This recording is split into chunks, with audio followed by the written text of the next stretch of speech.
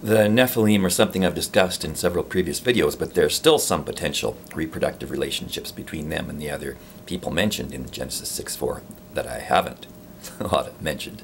And these become apparent in the latter part of Genesis 29 and the early part of Genesis 30. This is that in order for someone to produce children, when you say you come in, when the sons of God came into the daughters of men, and they had bore children to them, the them doesn't even have to refer to the sons of God or the daughters of men. It could refer to the Nephilim, because there are foster and legal parent arrangements made, particularly when Jacob has his children who become the 12 tribes of Israel. And these use some of the same language. You talk about Jacob coming in or going in to various women. And this is an echo, partly, of what happens in Genesis 6:4, and it sheds a little bit of light on what happens in what could have happened in Genesis chapter 6. Because every time there's gods and people involved, there's almost always a restriction on somebody's fertility that's being interfered with by the gods. And other people have to be brought in, or the gods have to be brought in to rectify the situation. With Isaac and Rebekah, it's fairly simple. It's an echo of Sarah and Abraham in one respect, because once again, Rebekah, the chosen wife, is infertile. But with Isaac, the solution's fairly simple. Isaac just seems to realize what's wrong. He's, as I would interpret it, and you can hear about this in one of my earlier videos, he's actually the son of Elohim. But for that to happen, Yehovah made an attempt to father him and was unsuccessful. In this generation, Isaac finds that he and Rebekah can't have children, so he just prays. He prays to Yehovah, who was the deity shut out in Isaac's conception, and Yehovah takes care of the situation, opens Rebekah's womb, and Rebekah conceives and bears twins. This reveals, I think, the essential internal conflict, not only between Yehovah and Elohim, but within Yehovah himself. He seems to be someone who by nature is like Jacob, who's a supplanter, a trickster, someone who feels like he got the raw end of the deal in his own family and wants to take over what he sees as his rightful place. So when he couldn't conceive, well, he tried with Sarah, he tried to have a child with Sarah, and probably, as I would interpret it, wasn't successful because Elohim got there first. In the next generation, he seems to shut Rebekah off from having children until Isaac prays and asks for Yehovah to open her womb. The question is, when her womb is opened, who goes in? Is it Isaac or is it Yehovah? It seems, because of the echoes between Isaac and Rebekah and the previous generation of Sarah and Abraham, that it is in fact Yehovah. So this yields two twins who develop much differently in the womb and who are striving with each other to be the one who gets the birthright. Jacob is the one who holds on to Esau's heel and rips him off, steals his birthright eventually on a day when Esau is hungry, and trades his entire birthright for food, something that will echo all the way down to the end of Genesis, because it eventually culminates in an entire nation giving up its freedom and its land and all of its birthright. All the people in it do this for food in the end, to one of Jacob's descendants. Now, in this scheme of things, there are several ways mapped out in Genesis late 29 and early 30, showing all the ways that people can try to be married and not quite have a complete relationship. Jacob wants to have Rachel as his wife because she's the one he loves and finds more attractive. And he enters into a contract with her father, his father-in-law. Lavan is one of these people who eventually evolve into this Rubik's Cube of love situation. Not a love triangle, a love Rubik's Cube, because there are 9 people involved. So anybody involved in the whole situation is actually tied into 8 other entities. Two deities, Yehovah and Elohim, 2 original wives who are sisters, Rachel and Leah, 2 father types who are human, Jacob and Laban, and 2 surrogate servant wives, Bilhah and Zilpah, if that's how you pronounce them. Notice these women all have names ending in AH, and that's the Yehovah ending, whereas except for Rachel, who has the El name, Elohim, which I talked about earlier in the video, in your preceding video to this one. And everybody has Ah or El. Leah, in a fashion, even has both, because L-E is El spelled backwards. So in one sense, she even has a combination of both the divine names, which will become important as the conceptions proceed. There's an attempted deal. Let's imagine that Jacob's the yellow, Rachel's the white. But Jacob can't see the other side of the cube. He doesn't know how many plot twists there will have to be until one of his squares can end up on the same side as Rachel's squares, and he will be united in a reproductive contract with her, marriage and children. So, let's say that Lavan is orange and Leah's red. There's an initial deal made, and then after 7 years of work, Jacob is supposed to marry Rachel. And the wedding night finally comes, but of course, there's a switch made. So Jacob thinks, one more twist and I'll be married to Rachel. But if we turn this once, he's now even more deeply contracted to Laban, orange, instead. His deal's been, he's had to start over, essentially. He's got to work another 7 years to get to marry Rachel, because he's, unbeknownst to him, actually been put in a reproductive contract with Leah. Now, so he wanted to make one connection, touching the yellow to the white. But in order to do that, he had to bring in 2 other partners, and ended up contracted to them instead. So the whole situation's become that much more complicated. And it's more complicated than that, apparently, with the text, because after this point, it seems to me that Jacob might be on reproductive strike, or something just isn't working between him and Leah, because in Genesis 29:31 through to the end of the chapter, Leah is mentioned as giving birth 4 times, but Jacob's never mentioned.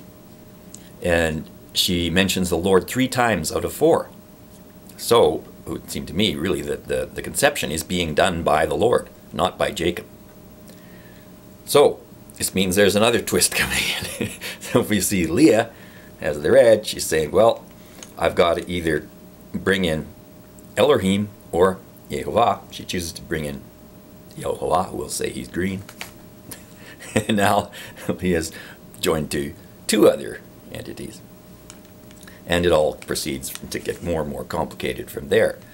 Now, when she has these 4 children, and there's no mention of Jacob, there seems to be that there's a termination of physical contact between Jacob and Leah, because in chapter 30, verse 15 or so, there's the episode with the mandrakes where you bring in another one of these 9 people, Reuben. There's a mention made by Leah that Rachel has taken her husband away from her. She wouldn't say this if they've been alternating beds going back and forth. And Jacob is said to come in, or went into Leah again. This is pretty much unique in the references I've found so far, because normally it's the beginning of a relationship which is ongoing, a reproductive relationship. Leah has to start over, and it's as if the whole marriage is attempting to be begun again. And presumably there was no physical contact between her and Jacob when those first 4 children of Leah's were conceived at the end of chapter 29 of Genesis. When the servants get brought into it, and as in the case of Sarah, servants are 100% effective. They never miss. They never fail to conceive. When the first wife says, here, go into my servant and have a child by her. And when the servants are brought in, Jacob's name comes up over and over in the beginning of chapter 30 of Genesis. Almost every time he's mentioned. Sometimes twice in reference to a single child. So there's much more possibility here that Jacob really is the biological father of these children. But he's tossed around eventually after the Mandrake episode as if he's a servant himself. The women seem to wield tremendous power in this situation. And when one of them says, "You're going into me tonight because your sister sold me to you," he does it. Jacob, as the trickster, seems to be put in these situations where he can't ever renegotiate a contract, no matter how much he dislikes it, because that's how he stole his own birthright in the first place. And he has to apparently go along with these things that all these other entities have set up for him, even though has to go through almost a dozen children, and still at the end doesn't completely seem to have one of his own with the woman he wanted. Because at the end, Rachel doesn't mention Jacob when Joseph's born. It just says that God remembered her and opened her womb. Again, the question of who goes into the womb when it's opened. And could you really tell anyway? The women always seem to know whether it's a deity or a mortal conceiving their children, but the men virtually never seem to know. And this has got to be something that would make Oedipus's problems look tiny by comparison. Imagine your wife, who you didn't want to marry and you're tricked into marrying, comes to you and says, "Look what a wonderful wife I am. I've given you this child from your father." Your father's given me this blessing of a child to give to you. Aren't you proud? Would you really want a wife to go off and conceive a child with your father? And she would appear to be a perfectly dutiful wife, because the child would probably look like you, because you're from the same ancestry anyway. Just imagine the sheer sense of being manipulated, and all the psychological problems that would come up in a situation like that. So he never really knows, and it doesn't seem like, even all through the description of 12 children here, that only the ones that he has with the servants are a reasonable probability of being his. His name is mentioned a total of 9 times in 12 births. But the deities are mentioned a total of 4 times each. 4 times for Yehovah, 4 times for Elohim. And at the end, Leah seems to have had children where she mentions both deities. Rachel has had one child finally where she mentions Elohim, but she says, may the Lord at the end give me another son. So she wants what Leah had. She wants to have children by both deities. And it just keeps getting more and more and more complicated. It doesn't even stop with the people. Immediately after all these entanglements are made involving 9 different entities, the animals even get involved. And this is funny, because Rachel's name by one translation means ewe, female sheep. And no sooner has Jacob conceived, or his adopted wives and other wives, 4 of them in all, conceived all these children, then he realizes, I got this huge family, got to provide for them. I need to conceive more sheep.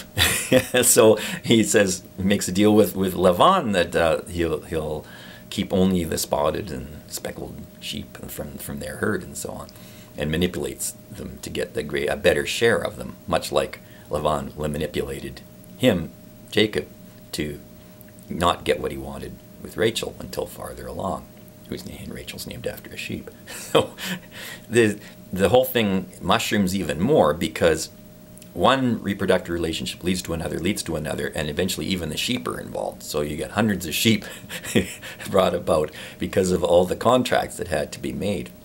And there's this implicit notion that the men should want to have massive numbers of descendants. I've talked about this with the women before in previous videos. But it seems to me to say more about the gods, who say, "I'll make a great nation of you," than it does about the people. They never really say whether that's what the people actually wanted.